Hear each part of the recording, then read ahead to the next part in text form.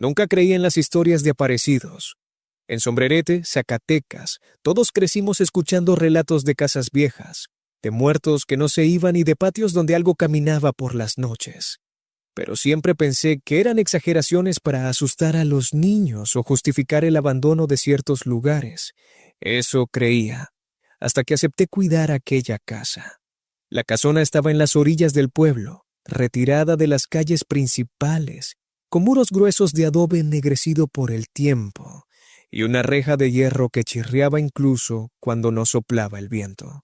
El propietario, un hombre al que apenas conocía, me ofreció pagarme por pasar las noches ahí durante una semana. Dijo que quería evitar robos mientras resolvía unos papeles de herencia.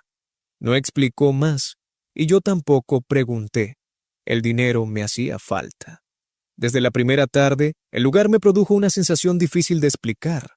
No era miedo exactamente, sino una incomodidad persistente, como si el aire dentro de la casa estuviera cargado de algo antiguo.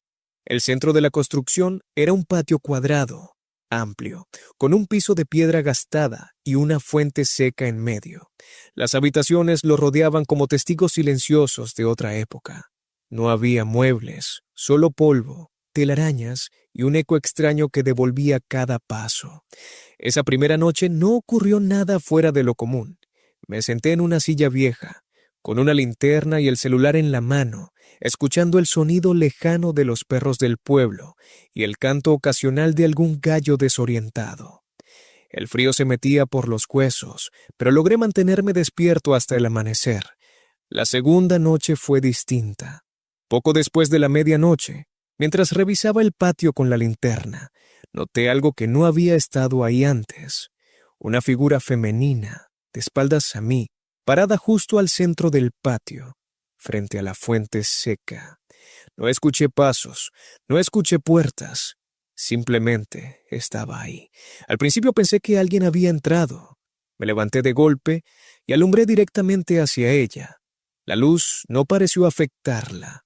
Llevaba un vestido largo, antiguo, de un color que alguna vez fue claro pero ahora parecía grisáceo. Su cabello caía suelto, largo, cubriéndole parte del rostro. Permanecía inmóvil. Oiga, dije con la voz temblándome más de lo que esperaba. No puede estar aquí. La mujer no respondió. Di un paso hacia ella, y entonces ocurrió algo que me heló la sangre. Levantó lentamente un brazo y señaló hacia uno de los pasillos que rodeaban el patio. El gesto era lento, deliberado, como si quisiera asegurarse de que yo lo entendiera. ¿Qué quiere?, pregunté. Ella no habló. Bajó el brazo, dio un paso hacia el pasillo señalado y se detuvo, girando apenas el rostro, lo suficiente para que yo entendiera que quería que la siguiera. No lo hice. Parpadeé un segundo, y la mujer ya no estaba. Esa noche no dormí. Al amanecer revisé toda la casa. No había señales de que alguien hubiera entrado. Las puertas seguían cerradas, la reja intacta. Intenté convencerme de que había sido una alucinación provocada por el cansancio y el frío. Pero la tercera noche volvió. Esta vez apareció caminando lentamente por el patio, dando vueltas alrededor de la fuente seca. Sus pies no hacían ruido al tocar el suelo. Cada pocos pasos se detenía y volteaba hacia mí, levantando la mano como invitándome a acercarme. Cuando negué con la cabeza, su postura cambió. No de forma violenta, sino triste. Sus hombros se encorvaron levemente y volvió a señalar hacia el mismo pasillo. Algo dentro de mí empezó a quebrarse. No sentía que quisiera hacerme daño. No sentía odio. Sentía urgencia. Esa noche, cuando desapareció, me armé de valor y caminé por el pasillo que había señalado. Era uno de los más antiguos, con puertas de madera carcomida. Al fondo encontré una habitación pequeña, sin ventanas. El piso estaba cubierto de polvo, excepto por una zona ligeramente hundida, como si alguien hubiera removido la tierra hacía muchos años. No hice nada más. Me dije que estaba imaginando cosas. Al día siguiente, pregunté discretamente en el pueblo por la casa. Las respuestas fueron evasivas. Nadie quería verse hablar de ella. Solo una mujer mayor, al verme insistir, me dijo algo que no pude sacar de mi cabeza. Ahí murió alguien, y no la dejaron ir. Esa cuarta noche, la mujer no esperó en el patio. La vi desde el pasillo. Estaba parada frente a la habitación sin ventanas.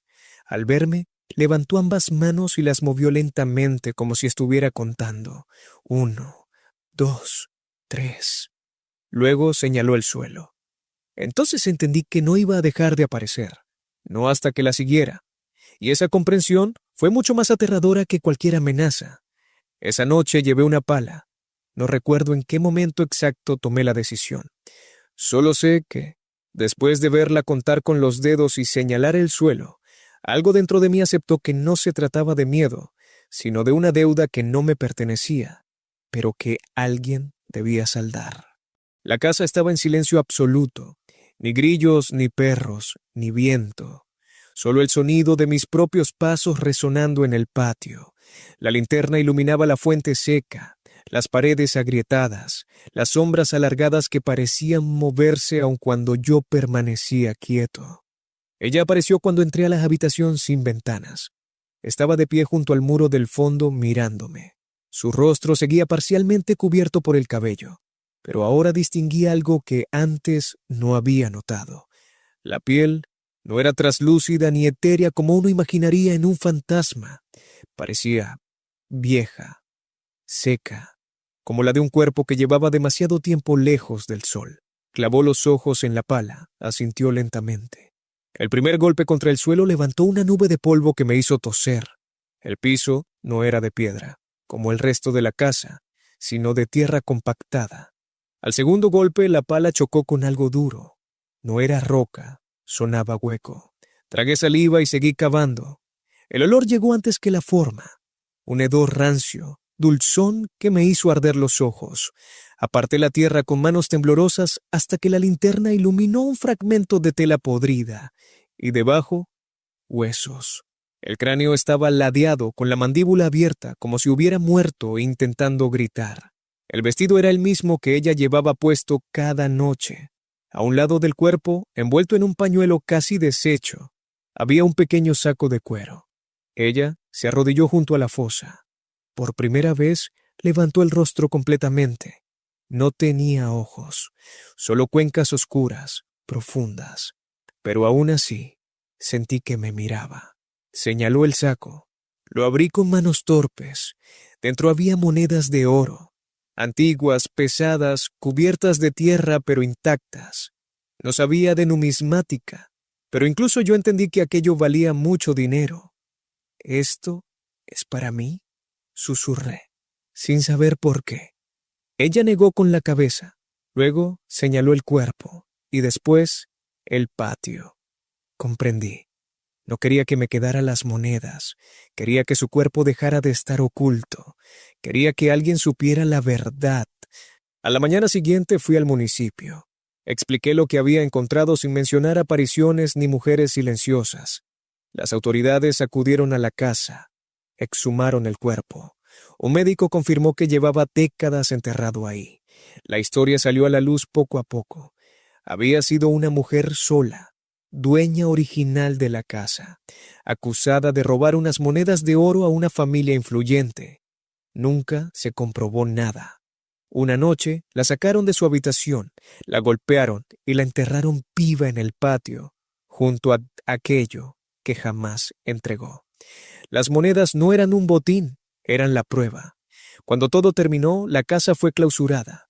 El propietario desapareció. Nadie volvió a hablar de comprarla. Yo regresé una última vez, al anochecer. El patio estaba vacío. La fuente seguía seca, pero el aire se sentía distinto, más ligero.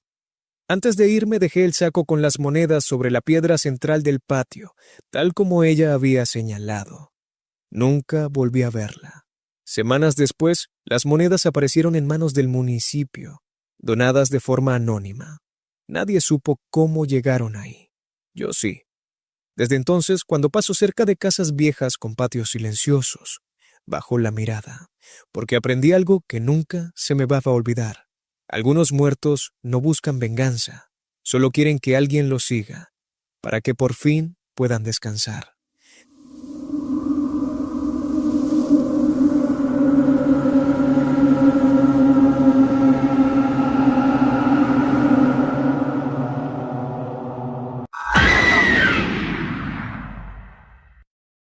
En el ejido La Petaca, nadie necesitaba que le contaran cuentos de miedo.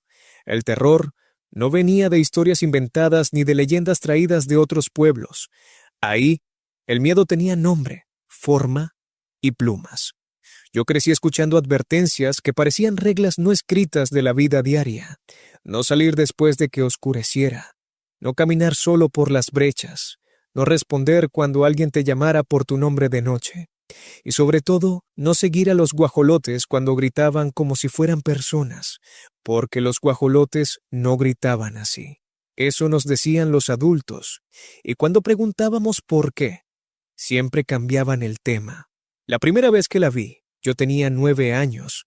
Era una noche caliente, de esas en las que el aire se queda atrapado entre las casas y cuesta respirar. Mi mamá me había mandado a la tienda del ejido antes de que cerrara. Ve rápido y te regresas, me dijo, como siempre. Yo obedecí, pero me entretuve hablando con otros niños en la calle.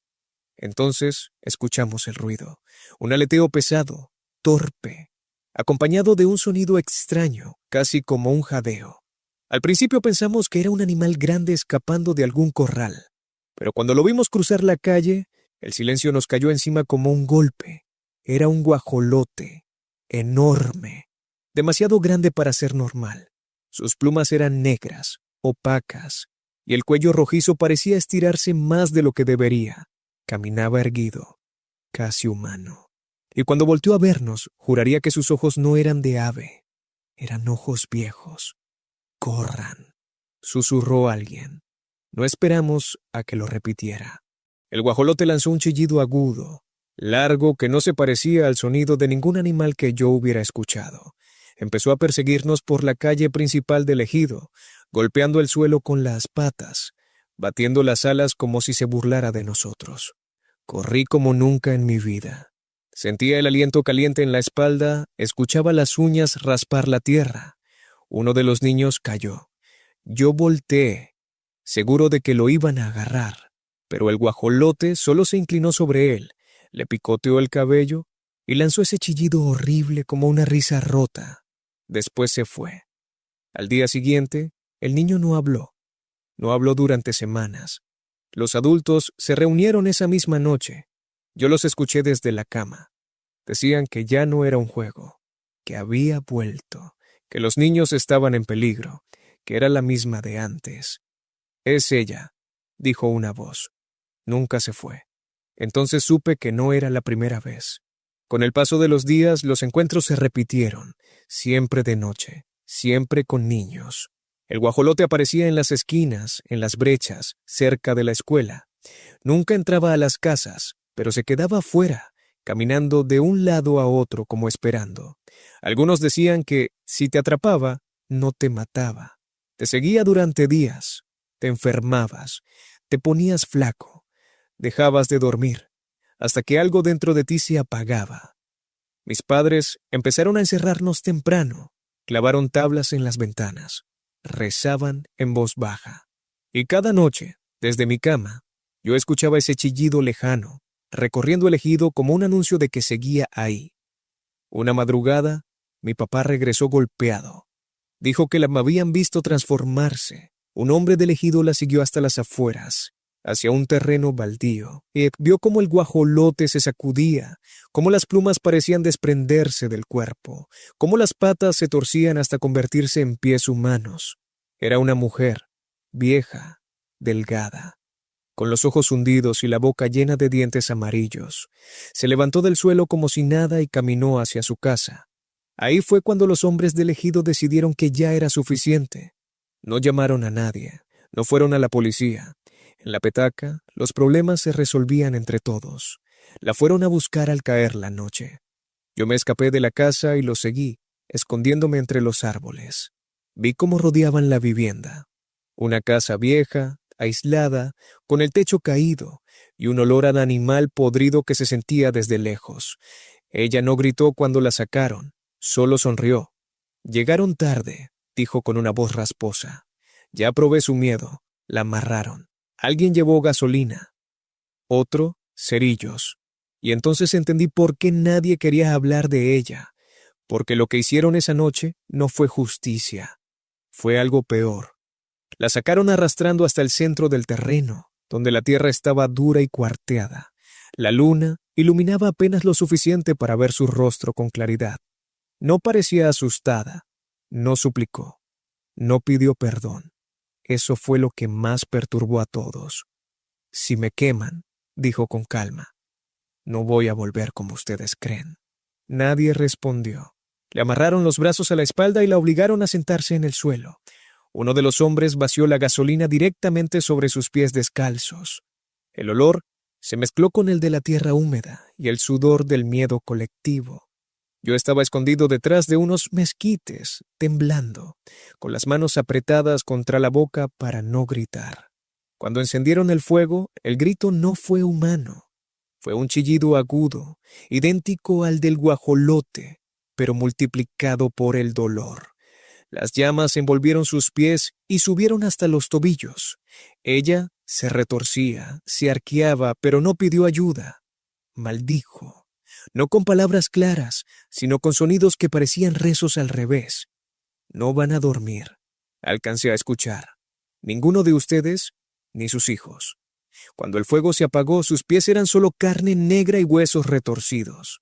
La dejaron ahí, viva, convencidos de que jamás podría volver a transformarse, de que habían terminado con el problema. Se equivocaron. La mujer sobrevivió algunas semanas más. Nadie la ayudó. Nadie se acercó a su casa.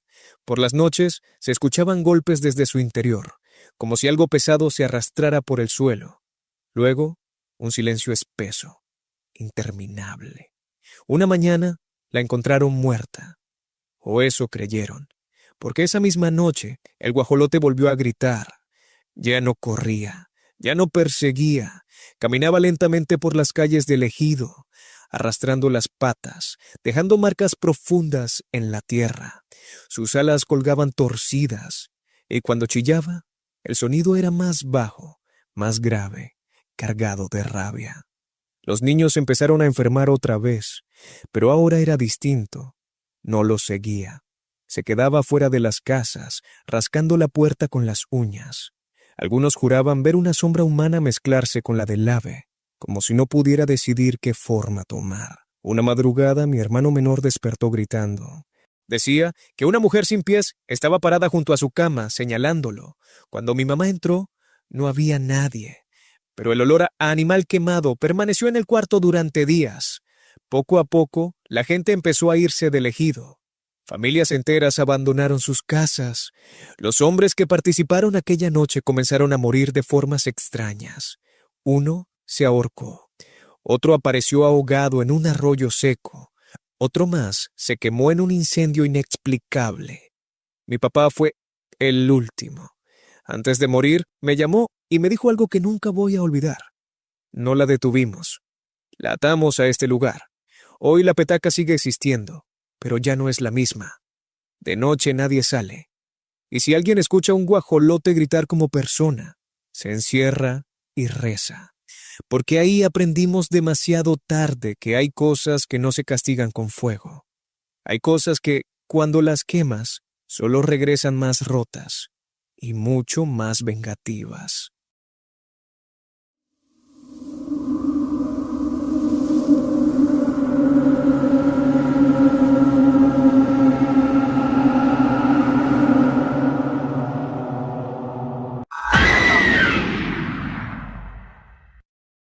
En asientos, cuando cae la noche, el silencio no es normal. No es un silencio vacío, sino uno cargado, como si algo estuviera conteniendo la respiración junto contigo. Los caminos de tierra se oscurecen rápido, las casas se cierran temprano, y nadie, absolutamente nadie deja que los niños anden solos después del toque de las campanas. Yo llegué ahí por trabajo, sin conocer las reglas no escritas del pueblo. Venía a supervisar unas reparaciones eléctricas en una escuela rural, algo que, en teoría, no debía tomar más de una semana. Me hospedaron en una casa sencilla, cerca del antiguo templo, una construcción colonial que parecía demasiado grande para un lugar tan pequeño. La primera noche la escuché. Al principio pensé que era el viento colándose entre las rendijas, pero luego distinguí claramente las palabras. Era una oración. un rezo lento, monótono, repetido con una cadencia enfermiza, como si quien rezara llevara horas haciéndolo sin detenerse. Venía de afuera. Me asomé por la ventana y la vi. Caminaba por la calle principal, iluminada apenas por la luna. Era una monja. Vestía hábito negro, largo, que rozaba el suelo, y llevaba la cabeza cubierta. Sus manos estaban juntas, apretadas, moviéndose rítmicamente al compás de la oración. No levantaba la mirada. No parecía notar mi presencia. Caminaba descalza. Eso fue lo primero que me produjo escalofríos. Pasó frente a la casa y siguió su camino, murmurando palabras que no alcancé a entender del todo, pero que sonaban a súplica, a castigo autoimpuesto. Pensé que quizá era alguna religiosa del templo, aunque algo no encajaba. No había convento en Asientos. No había monjas. A la mañana siguiente pregunté por ella. El silencio que se formó fue inmediato. La mujer que me rentaba la habitación dejó de sonreír. Bajó la voz, como si temiera que alguien más escuchara. «No salga de noche», me dijo. «Y si la oye rezar, no se acerque». «¿Quién es?», pregunté. Una culpa que no se va. Nadie quiso explicarme más. Conforme pasaron los días, empecé a notar detalles inquietantes. Las casas tenían cruces clavadas en las puertas. Algunas ventanas estaban selladas con tablas. Los niños no jugaban en la calle después del atardecer. Y cuando alguno se portaba mal, los adultos no lo regañaban, lo amenazaban. «Si no te portas bien, la monja te va a llevar». Yo pensaba que era solo una forma de asustarlos, hasta que vi cómo un niño desapareció. Fue una tarde cualquiera.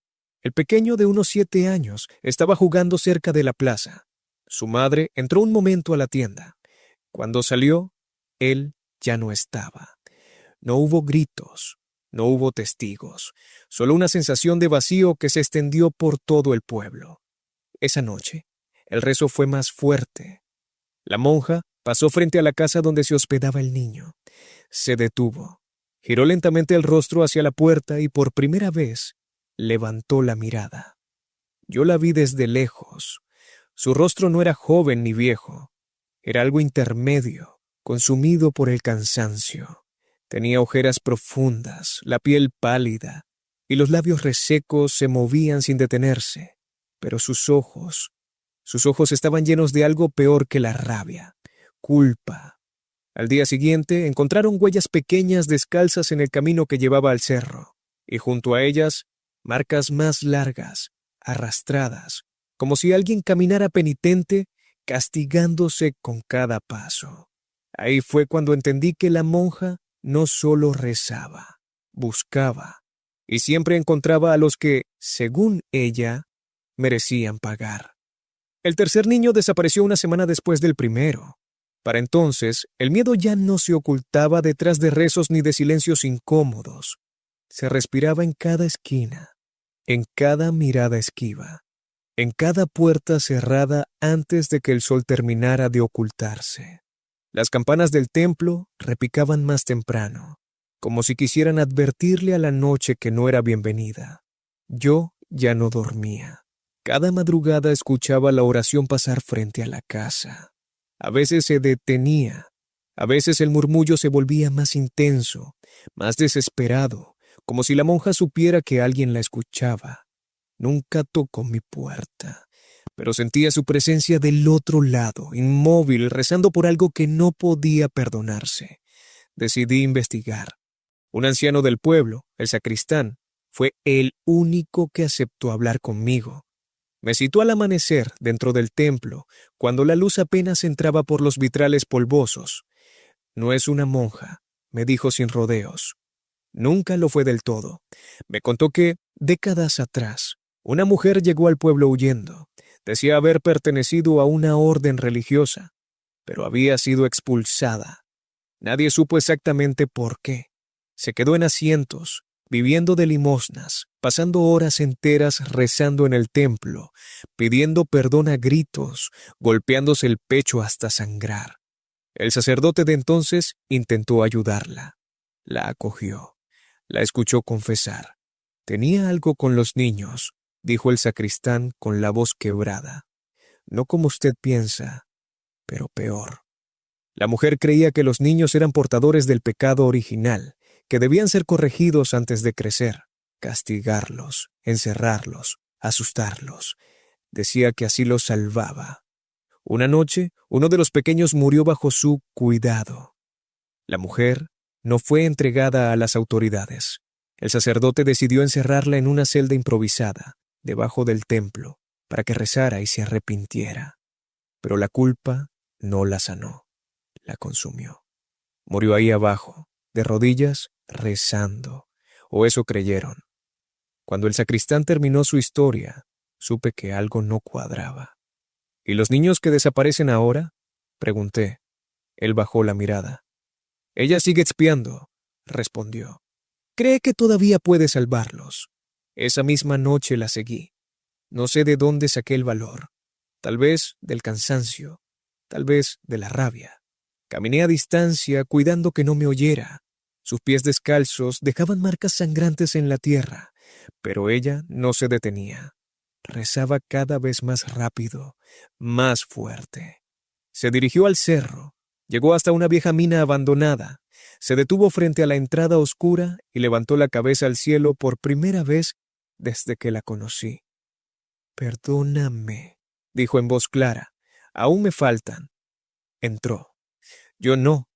A la mañana siguiente, encontraron a los 3 niños vivos, dormidos cerca del templo, con las manos juntas como si rezaran.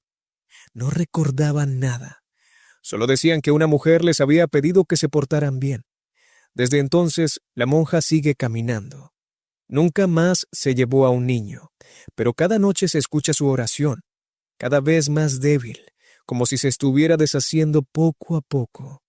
En asientos nadie la enfrenta, porque entienden que no es un castigo. Es una penitencia que no termina, ni siquiera con la muerte.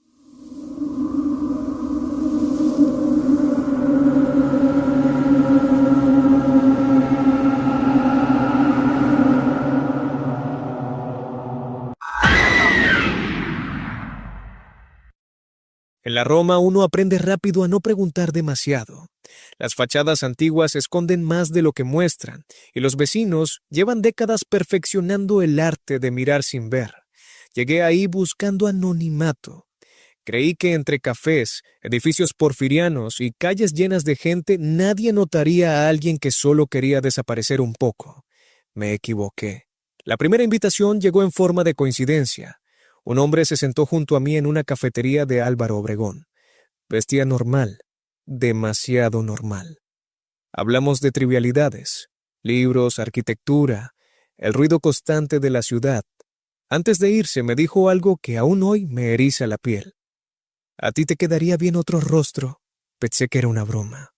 Días después, una mujer distinta repitió la frase. Luego, un anciano. Luego, un joven. Siempre personas diferentes, sin relación aparente. Siempre con la misma certeza. Empecé a notar detalles. Gente que me observaba demasiado tiempo. Reflejos en vitrinas donde mi cara parecía ligeramente distinta. Sombras con forma de alas proyectándose en muros que no tenían nada que las produjera. La invitación formal llegó una noche lluviosa. Un sobre sin remitente deslizado bajo la puerta de mi departamento. Dentro, una dirección escrita a mano y una frase. El rostro es una jaula, nosotros tenemos la llave. La dirección me llevó a un edificio viejo, discreto, cerca del límite con la Doctores. No había letreros, solo una puerta de madera con un símbolo tallado, un búho de ojos enormes, demasiado humanos. Adentro me recibieron como si me esperaran. No se presentaron con nombres, no los usaban. Me explicaron su creencia con una calma peligrosa, como quien describe algo obvio. El mundo estaba gobernado por apariencias. El poder no estaba en el dinero ni en la violencia, sino en la capacidad de ser otro. Adoraban a una criatura antigua, un búho gigantesco al que llamaban el vigilante. No era un dios en el sentido tradicional, era un intermediario, un otorgante de dones. Él nos presta los rostros, me dijeron, y a cambio solo pide devoción. Me mostraron lo imposible, Vi a una mujer tocar su cara y moldearla lentamente hasta convertirse en otra persona. Vi a un hombre cambiar su voz, su postura, su expresión, hasta ser irreconocible. No era ilusión, no era maquillaje, era carne obedeciendo. Acepté entrar porque creí que podría irme cuando quisiera. Ese fue mi verdadero error. El primer cambio de rostro no dolió. Eso fue lo más inquietante. Me llevaron a una habitación circular, sin ventanas, iluminada apenas por velas negras colocadas en el suelo formando el símbolo del búho. El aire era denso, cargado de un olor a humedad y plumas viejas. En el centro había un pedestal de piedra, y sobre él una máscara tallada en madera oscura, con ojos enormes y huecos. No es necesaria, me dijeron, pero ayuda a entender. Me pidieron que cerrara los ojos. Escuché un batir de alas que no venía de ningún lugar concreto. No era fuerte, pero sí constante, como si algo gigantesco se moviera muy despacio sobre nuestras cabezas. Sentí una presión en el rostro, como manos invisibles explorando mis facciones.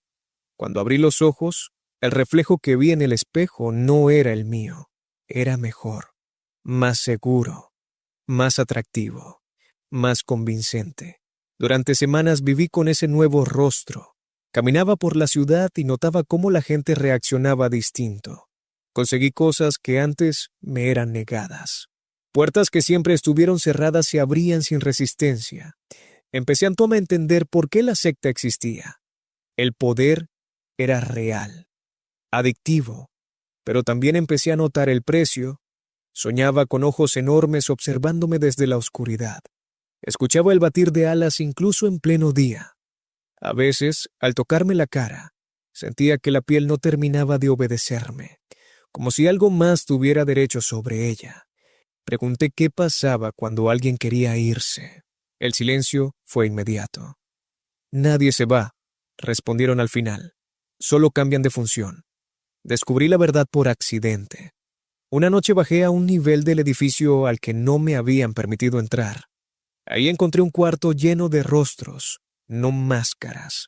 Rostros reales conservados de alguna manera imposible, colgados como trofeos. Algunos parecían recientes, otros antiguos, casi petrificados. Entendí entonces que el búho no prestaba nada. Tomaba. Cada cambio de rostro dejaba algo atrás, un fragmento de identidad, un recuerdo, un gesto. Con el tiempo, la persona se vaciaba por dentro hasta convertirse en un cascarón, útil solo para el culto. El búho gigante no era una metáfora. Lo vi. No completo, no del todo, pero lo suficiente. Una sombra inmensa ocupando el espacio entre paredes, con ojos que reflejaban rostros que no eran suyos. Rostros robados, rostros suplicando. Hice lo único que pude: huir. Robé documentos, dinero, cualquier cosa que me permitiera desaparecer. Me arranqué el rostro una noche, a ciegas, con las manos temblando, sintiendo cómo algo se resistía a dejarme. Cuando terminó, quedé desfigurado durante semanas, pero era yo. Dolía, pero era yo. Nunca dejé la ciudad. Ellos tampoco me dejaron ir. Durante años vi personas conocidas acercarse demasiado, mirarme con una sonrisa que no coincidía con sus ojos.